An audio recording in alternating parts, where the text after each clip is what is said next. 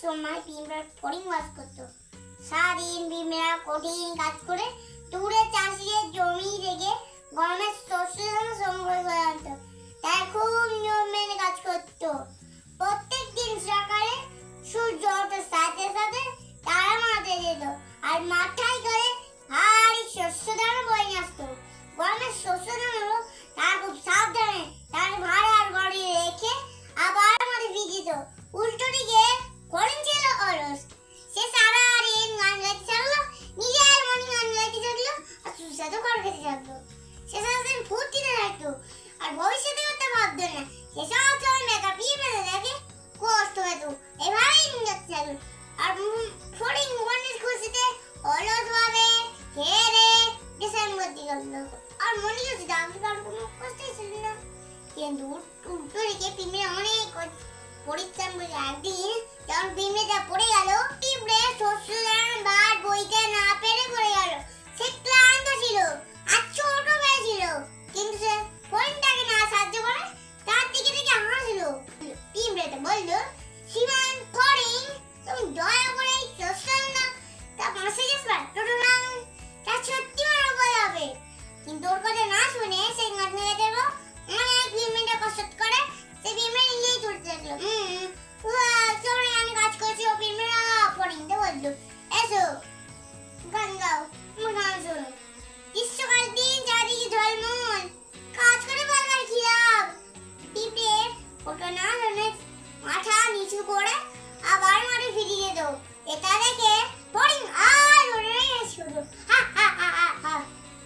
আরে বোকা পিঁপড়েরা, থেকে চিৎকার করে বলল, আরে এসো নাচো মজা করো, এত কাজ ফাজ করে কি লাভ? আমি শীতের জন্য খাবার শান্তি আছি। পিঁপড়ে বলল, আর তোমাকে শান্তি করতে আছি, শীতের জন্য কি লাভ? ফড়িংটা বলল, আর এখন তো অনেক খাবার আছে আর শীতকাল জোগাড় করে অনেক সময় আছে। কিন্তু পিঁপড়ে জানতো তার কি করা উচিত, তাই সে আবার যেতে থাকলো। আর ফড়িং হাতে উঠে অলস ভাবে খেয়ে বিশ্রাম করতে থাকলো। তেমন তার কোনো কষ্টই ছিল না। শীতকাল এলো, সূর্যের প্রায় দেখা যেত না আর দিন ছোট হতে থাকলো। আর রাত অনেক বড় হতে শুরু হলো।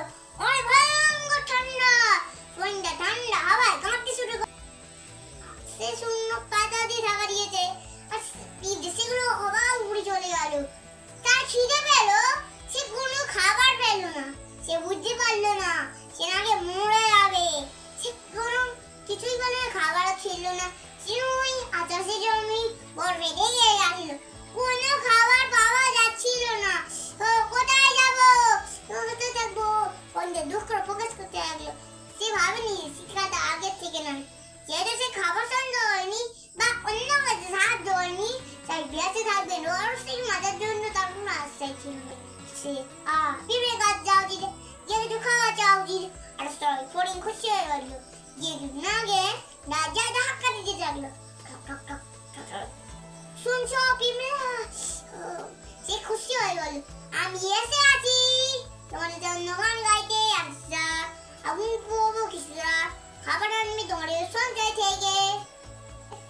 না না শ্রীমান ফড়িং, আমি তোমার কোনো গান শুনতেই চাই না। সে ভিতরে আসার জন্য বলছে নাকি মরে যাবে। কি অবাক হলো, তুমি শীতের জন্য একটু সঞ্চয় করতে পারনি? আর তুমি সারাদিন কি করছিলাম? পিঁপড়েটা কি বলো, তুমি শীতের জন্য কোনো খাবার সঞ্চয় করনি? আর শুধু আমাকে নিয়ে মজা করছিলে, গান গেছো, নেচেছো, তখন তোমার কোনো উপায় ছিল না? ঠিক আছে